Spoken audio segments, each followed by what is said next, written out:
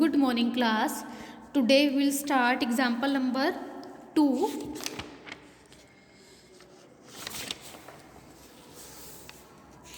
Last lecture में हमने example number 1 तक कर लिया था। ठीक है, आज हम स्टार्ट कर रहे हैं example number 2 of exercise 7.8 chapter 7 कौन।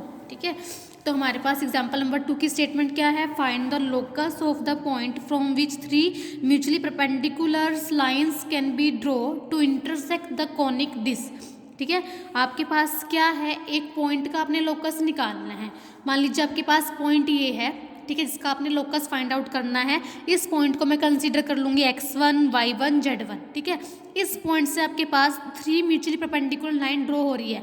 फर्स्ट लाइन, सेकंड लाइन, 3, ये 3 लाइनें हैं। ये आपस में क्या है, परपेंडिकुलर लाइंस हैं, इस पॉइंट से पास कर रही हैं। ठीक है, तो find the locus of a point from which 3 mutually perpendicular lines can be draw to intersect the conic disc. और ये हमारे पास ये जो लाइन है, यहाँ पे कोई कॉनिक है जिसकी इक्वेशन आपके पास ये दे रखी है। इन दो सरफेस से आपके पास एक कॉनिक बन रहा है। ये 3 म्यूचुअली परपेंडिकुलर लाइंस इस कॉनिक को इंटरसेक्ट कर रही है।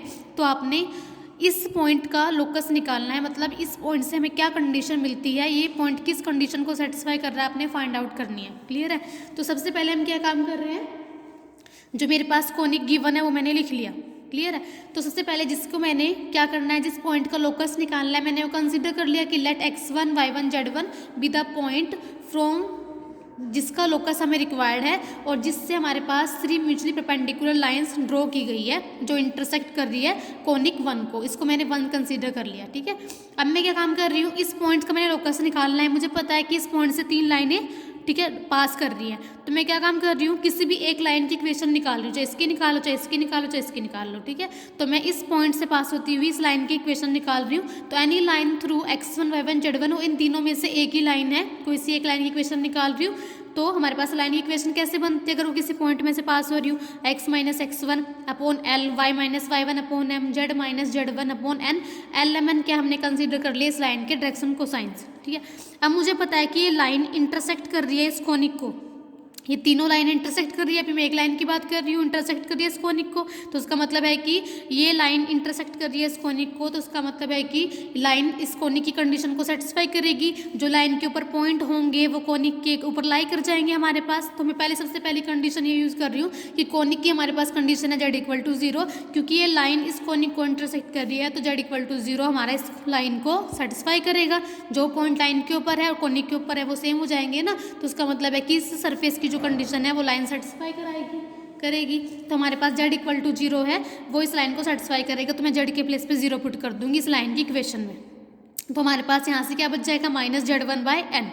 अब मैं क्या काम करूँगी, हमारे पास देखो ये तो हमारे पास x y z था, z तो हमारा 0 है, तो हमारे पास सिंगल टर्म माइनस z1/n रहेगी। अब मैं क्या काम कर रही हूँ, यहाँ से इसको इससे कंपेयर कराती हूँ, इसको भी इससे कंपेयर कराती हूँ, x और y की वैल्यू निकाल लेती हूँ। x की वैल्यू आ जाएगी मेरे पास, सिंप्लीफाई करने के बाद y की वैल्यू आ जाएगी।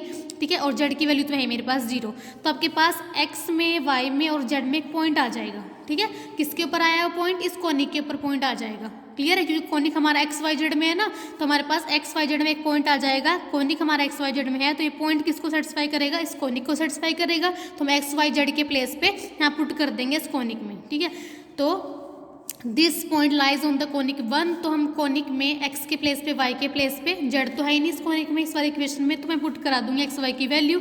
अब मैं क्या काम करूंगी, अब मैं l और m को और n को एलिमिनेट करूंगी यूजिंग इक्वेशन नंबर 2। यहाँ से मैं l/n की वैल्यू, यहाँ पे l/n है ना, यहाँ से l को इसको लूंगी, यहाँ से क्रॉस मल्टीप्लाई करा के x minus x1 upon z minus z1 आ जाएगा। l/n की वैल्यू यहाँ पुट कर दूंगी। इसी तरह m/n की वैल्यू भी यहाँ से पुट करूंगी, सिंप्लीफाई कराऊंगी तो मेरे पास ये इक्वेशन आ जाएगी। ठीक है, ये आपके पास इक्वेशन आ जाएगी। इक्वेशन कैसे आई है, होमोजीनियस इक्वेशन आई है, मतलब कौन की इक्वेशन आ गई, क्योंकि ये जनरेटर हमारे पास किसकी जनरेटर है, कौन की जनरेटर है ना, तो हमारे पास एक कौन की जनरेटर, एक कौन की इक्वेशन आ गई। ठीक है, हमें पता है कि इन जनरेटर्स से, ये 3 म्यूचुअली परपेंडिकुलर जनरेटर्स हैं, इनसे कोई कौन बन रहा है। ठीक है, हमारे पास किसी कौन के पास अगर 3 म्यूचुअली परपेंडिकुलर जनरेटर हो तो हमारे पास कंडीशन क्या होती है, हमने लास्ट आर्टिकल में पढ़ा था कि a प्लस बी प्लस सी हमारा 0 हो जाता है। a क्या होता है, x के कोफिशिएंट कौन की इक्वेशन में, तो हम इस इक्वेशन को जनरल इक्वेशन से कंपेयर कराएंगे। जो x के कोफिशिएंट है वो a हो जाएगा, जो y के कोफिशिएंट है वो b हो जाएगा, जो z के कोफिशिएंट है वो c हो जाएगा। तो हमारे पास इस कॉन 4 के पास 3 म्यूचुअली परपेंडिकुलर जनरेटर है, तो a plus B plus C zero हो जाएगा। तो ए की वैल्यू क्या है, A Z square, B Z square B की वैल्यू है, सी की वैल्यू हमारी सारी जीरो हो जाएगा। तो आपके पास एक कंडीशन आ गई, आपके पास इक्वेशन आ गई जो x1 में है, y1 में है, z1 में है। ये पॉइंट तो हमारा लोकस का पॉइंट है, तो hence the locus of the point x1 y1 z1 satisfy this equation. मैं x1 के प्लेस पे क्या पुट कर दूंगी, x, ठीक है, y1 के प्लेस पे y और z1 के प्लेस पे z पुट कर दूंगी। इसको सिंप्लीफाई करूंगी तो आपके पास ये इक्वेशन आ गई जिसको आपका point x1 y1 z1 satisfy कर रहा है। तो उसकी लोकस की कंडीशन आ गई कि x1 y1 z1 इस पाथ को ट्रेस कर रहा है। क्लियर है। नेक्स्ट है आपके पास example number 3, if x1 y1 equal to y1 y2 equal to z1 y3। एक आपके पास लाइन की इक्वेशन गिवन है, represent of one of the set of three mutually perpendicular generators of the cone this, find the equation of the other two. ध्यान से देखेंगे आपके पास क्या गिवन है, आपके पास तीन म्यूचुअली परपेंडिकुलर जनरेटर गिवन है। देखो ठीक है, ये तीन म्यूचुअली परपेंडिकुलर आपस में परपेंडिकुलर जनरेटर्स है, इनसे ये कौन जनरेट हो रहा है, क्लियर है, जनरेटर है। ठीक है, इनमें से किसी एक जनरेटर की इसकी इक्वेशन गिवन है, अदर टू आपने निकालनी है। तो स्टेटमेंट क्लियर है। ठीक है, आपके पास इनमें से एक जनरेटर की इक्वेशन गिवन है, आपने अदर टू की निकालनी है। ठीक है, और ये किसके जनरेटर है, इस कोन की जनरेटर है। तो since the cone has three mutually perpendicular generator हमारे पास गिवन है, जिसमें से एक गिवन है, तीनों में से एक जनरेटर हमारे पास गिवन है, उसकी मैंने इक्वेशन लिख ली। ठीक है, thus the other two generator are the lines in which the plane through the vertex 0 0 0 perpendicular the generator 1 is। अब देखो हमने क्या काम किया, हमारे पास जो ये पॉइंट है ये ओरिजिन है 0, 0, 0। ठीक है, मान लो अगर इन दोनों जनरेटर से आपका एक कोन ये जनरेट हो रहा है, ठीक है, जिसका वर्टेक्स क्या है 0 0 0। तो इस पॉइंट से पास होता हुआ मैं एक यहाँ प्लेन ले रही हूँ। ठीक है, देखो आपको दिख रहा है वीडियो में, इस पॉइंट से पास होता हुआ, ठीक है, इस वर्टेक्स से पास होता हुआ मैं एक प्लेन ले रही हूँ। वो प्लेन क्या कर रहा है, जो यहाँ पे कोन बन रहा है ना उसको कट करेगा, और वो प्लेन इन जनरेटर की क्या होगा, परपेंडिकुलर होगा, तीनों जनरेटर की। ठीक है, तो उस प्लेन की मैं इक्वेशन बनाऊंगी। प्लेन की इक्वेशन कैसे बनाऊंगी, एक प्लेन मैं यहाँ पे ले रही हूँ जो हमारा इस वर्टेक्स में से पास हो रहा है 0 0 0 में से, और इन तीनों लाइनों पे क्या है, वो परपेंडिकुलर है, ऐसे वो सीधा खड़ा है। देखो प्लेन आपको दिख रहा है, 3D में है ये। ठीक है, तो आपके पास जो प्लेन है, मान लो पेंसिल मेरी प्लेन है, वो इन तीनों लाइनों के क्या परपेंडिकुलर है वो प्लेन, और कहाँ से पास कर रहा है, वर्टेक्स में से। तो मेरे पास प्लेन की इक्वेशन बनाने का मेथड क्या होता है, अगर passing point A B C हो, ठीक है, और direction cosine L M N हो, ठीक है, तो प्लेन की इक्वेशन हम कैसे बनाते हैं, X minus A into L plus M Y minus B plus N Z minus C is equal to 0। अगर प्लेन के ऊपर मैं कोई पॉइंट एक्स वाई जेड ले रही हूँ तो हमारे पास प्लेन इक्वेशन हमारे पास ऐसे बनती है। अब जो मुझे प्लेन बनाना है वो किस में से पास हो रहा है, 0 0 में से, तो ए बी सी का काम कौन करेगा, 0 0 0। और ये जो हमारा प्लेन है वो किसके परपेंडिकुलर है, जो हमारा प्लेन है वो किसके परपेंडिकुलर है, जनरेटर के, क्योंकि तीनों जनरेटर के परपेंडिकुलर है ना। तो जो हमारे पास जो प्लेन है, जो हमारे पास जो जनरेटर गिवन है, ये लाइन हमारी प्लेन के ऊपर ही आ रही है। ठीक है, जो हमारा प्लेन है ना वो ऐसे खड़ा हुआ है, ऐसे खड़ा है वो प्लेन। ठीक है, तो जो हमारे पास ये लाइन है ना वो ऐसे बन रहा है। तो एक पेंसिल ही ना खाली, तो आपके पास जो प्लेन है, मान लो ये प्लेन है हमारा, दिख रहा है, ये शोपनर ले रही हूँ मैं एक, ये मेरा प्लेन है, देखो ऐसे देखो करके ये प्लेन है। ठीक है, सीधा खड़ा हुआ है, आपको मैं टेढ़ा करके दिखा रही हूँ। ठीक है, तो जो ये वाली जनरेटर गिवन है ना, ये वाली लाइन हमारे इस प्लेन के ऊपर ही आ जाएगी जब ये ऐसे सीधा खड़ा होगा। तो इस जनरेटर के जो डायरेक्शन कोसाइंस होंगे वो ही हमारे प्लेन के डायरेक्शन कोसाइंस हो जाएंगे। तो हमारे पास एल एम एन की वैल्यू क्या काम करे, कौन सी हो जाएगी, जो हमारी 1 2 3 है। तो मैं एक प्लेन की इक्वेशन बना रही हूँ जो इस वर्टेक्स में से तो पास हो रहा है और हमारे पास गिवन जनरेटर के परपेंडिकुलर है। तो हमारे पास जो प्लेन की इक्वेशन बनेगी कैसे बनेगी, एक्स माइनस 0, क्योंकि पासिंग पॉइंट 0 है, इंटू एल क्या है 1, plus Y minus 0 into M, Z minus 0 into M. ठीक है, क्योंकि हमारा जो प्लेन है वो ऐसे सीधा खड़ा हुआ है, वो परपेंडिकुलर है तीनों जनरेटर्स के। तो हमारे पास वो जनरेटर, हमारे पास जो लाइन है वो उस प्लेन के ऊपर ही आ जाएगी। ठीक है, तो उसके डीसीज और उसके डीसीज सेम हो जाएंगे। तो हमारे पास ऐसे प्लेन की इक्वेशन बन जाएगी। और जो ये प्लेन है हमारा, जो यहाँ सीधा खड़ा हुआ है, वो यहाँ पे जो कोन बनेगा ना जनरेटर्स को, इनको कट भी करेगा ये प्लेन। ठीक है, and also cut the cone this, जो हमारे पास गिवन कोन है ना उसको ये प्लेन कट भी करेगा। ठीक है, अब हमें पता है कि जब कोई प्लेन किसी कोन को कट करता है, जैसे आपने पहले भी पढ़ा है हमने पहले पढ़ा है ना, हमारे पास एक कोन होता था, उस कोन को ये प्लेन कट करता है तो हमारे पास ये हिस्सा तो हट जाता है, तो हमारे पास ये बचता है, तो हम इस लाइन को क्या बोलते हैं, लाइन ऑफ सेक्शन। ठीक है, तो हमने लाइन ऑफ सेक्शन, यहाँ पे भी कुछ ऐसा ही आएगा, जब ये प्लेन कट करेगा उस कोन को तो हमारे पास कुछ लाइन ऑफ सेक्शन बचेगी, जो हमारे पास रिमेनिंग सरफेस बचेगा। तो हम क्या काम करेंगे, जैसे हमने वहाँ पे उन क्वेश्चंस में करा था ऐसे सेम हम इस क्वेश्चन में करेंगे। हमने किया था ना, मैं दिखा देती हूँ आपको, इन क्वेश्चंस में हमने किया था, जैसे मैंने किया था एग्जाम्पल नंबर 1 में, जो हमारा पेज नंबर 7.35 पे था, कि जब कोई कोन किसी प्लेन से कटता है तो हम लाइन ऑफ सेक्शन की इक्वेशन लेते थे। ठीक है, ऐसे आगे अपने क्वेश्चन सेम करना है। तो देखो, तो जब हम इस कोई प्लेन कोन को कट करेगा तो हमारे पास हम लाइन ऑफ सेक्शन की इक्वेशन नहीं मानते हैं। ठीक है, तो जो हमारे पास लाइन ऑफ सेक्शन होती है ये प्लेन के ऊपर भी लाई करती है और कोन के ऊपर भी लाई करती है। आगे सारा क्वेश्चन सेम है जैसे हमने उस एग्जाम्पल में किया था। अब हमारे पास ये लाइन ऑफ सेक्शन प्लेन पे लाई करेगी, जब प्लेन पे लाई करेगी तो उसके जो डीसीज होंगे वो प्लेन की इक्वेशन को सेटिस्फाई कर जाएंगे।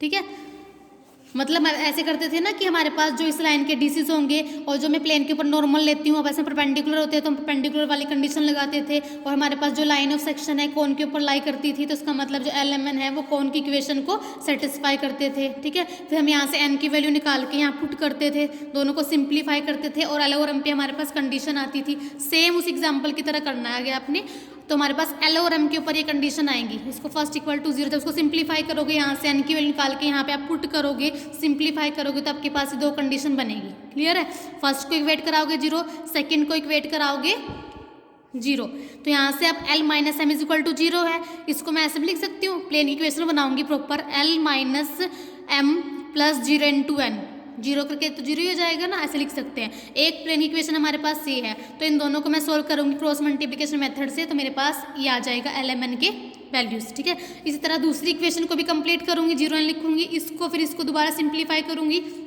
तो ये हमारे पास LMN में क्रॉस मल्टीप्लिकेशन से करूंगी तो हमारे पास दोबारा कंडीशन आ जाएगी। ठीक है, तो हमारे पास जो दो जनरेटर्स की इक्वेशन आ जाएंगी, क्योंकि हमारे पास जो जनरेटर है इनका पासिंग पॉइंट तो 0 0 0 ही है। ठीक है, तो हमारे पास इक्वेशन ऑफ जनरेटर क्या हो जाएगी, x minus 0, y minus 0, z minus 0। तो बस LMN की वैल्यू निकालनी रहती है, तो पहले वाले जनरेटर के LMN हम यहाँ से ले लेंगे और दूसरी वाले जनरेटर के LMN हम यहाँ से ले लेंगे, तो हमारे पास दोनों दो अदर टू जनरेटर की इक्वेशन भी आ चुकी है, फर्स्ट हमारे पास गिवन थी। अब आपकी 7.8 एक्सरसाइज कंप्लीट हो चुकी है स्टूडेंट्स। अब आपके पास आपकी लास्ट एक्सरसाइज रहती है, इसका ओनली एक ही एग्जाम्पल है। आज हमारा चैप्टर नंबर 7 कंप्लीट हो जाएगा। इसमें क्या है, सबसे पहले कंडीशन है, कंडीशन दैट अ कोन में have a 3 mutually perpendicular tangent planes.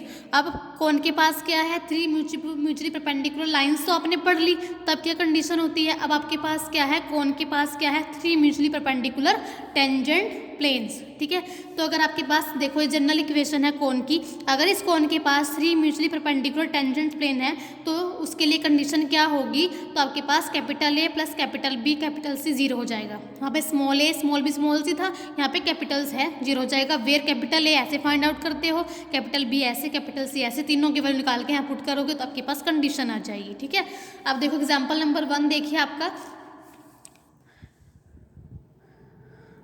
If a right circular cone has a 3 mutually perpendicular tangent plane. आपके पास कैसा कोन दे रखा है, राइट सर्कुलर कोन, उसके पास 3 म्यूचुअली परपेंडिकुलर टेंजेंट प्लेन्स है। Then show that semi vertical angle. आपको पता है कि राइट सर्कुलर कोन कैसे बनता है आपका, आपने पढ़ा था पीछे, इसकी इक्वेशन भी निकाली थी। ये सेमी वर्टिकल एंगल होता है, ये एक्सिस होती है कोन की। ठीक है, तो आपने सेमी वर्टिकल एंगल निकालना है राइट सर्कुलर कोन का, कोई आना चाहिए tan इनवर्स 1/√2। आपको पता है कि हमने पूरा आर्टिकल ही किया था कि हमारे पास इक्वेशन क्या होती है राइट सर्कुलर कोन की, ये होती है, हमने पूरा आर्टिकल किया था ना इसका, जब ये राइट सर्कुलर कोन वाला हमारा आर्टिकल आया था। तो इक्वेशन ऑफ राइट सर्कुलर कोन हमें पता है ये होती है x² + y² = z² tan² alpha. अब उसने बोला है स्टेटमेंट में कि इस कोन के पास, इस राइट सर्कुलर कोन के पास 3 म्यूचुअली परपेंडिकुलर टेंजेंट प्लेन्स है, तो उसका मतलब है कि टेंजेंट प्लेन्स वाली कंडीशन क्या होती है, a + b + c = 0 सेटिस्फाई करेगा। ठीक है, a की वैल्यू हम कैसे निकालते हैं, bc - f के सारी वैल्यूज यहाँ पुट कर दोगे। अब मेन बात है bc f कहाँ से निकालें, वो हम निकालेंगे अपने कोन से। ठीक है, इस कोन को मैं जनरल इक्वेशन से कंपेयर कराऊंगी। हमारे पास कोन की इक्वेशन को मैं ऐसे लिख सकती हूँ, x² + y² - z² tan² alpha is equal to 0। अब इस इक्वेशन को अपनी जनरल इक्वेशन से कंपेयर कराओ। जनरल इक्वेशन क्या होती है, ये होती है A X square plus B Y square C Z square this, ठीक है। तो हमारे पास एक्स स्क्वायर कोफिशिएंट क्या है 1, तो ए की वैल्यू कितनी आ जाएगी 1, बी की वैल्यू कितनी आ जाएगी 1 और सी की वैल्यू कितनी आ जाएगी माइनस में tan स्क्वायर अल्फा। अब आगे वाली टर्म्स तो उसमें है ही नहीं, एफ बी 0 आएगा, जी बी 0 आएगा, एच बी 0 आएगा, तो हमारा एफ बी 0 है, जी बी 0 है और एच बी 0 है, ठीक है। अब यहाँ पुट कर दोगे, बी की वैल्यू 1 है, सी की वैल्यू माइनस में tan स्क्वायर अल्फा, एफ तो 0 है, सी की वैल्यू क्या है माइनस में tan स्क्वायर अल्फा, ए की वैल्यू 1 है, जी 0 है, ए की वैल्यू 1 है, बी की वैल्यू भी 1 है, तो 1 + 1 1 × 1 सॉरी 1 हो जाएगा, एच तो मेरा 0 है, ठीक है। जब उसको कैलकुलेट करोगे तो आपके पास tan स्क्वायर अल्फा की वैल्यू तो 1/2 हो जाएगी, tan अल्फा की वैल्यू 1/√2 हो जाएगी, तो अल्फा की वैल्यू कितनी आ जाएगी tan इनवर्स 1/√2, ठीक है। तो स्टूडेंट्स आपका ये एक्सरसाइज कंप्लीट हो चुकी है 7.9b, ठीक है। तो आपका चैप्टर नंबर 7 कंप्लीट हो चुका है यहाँ पे, क्लियर है। Thank you class.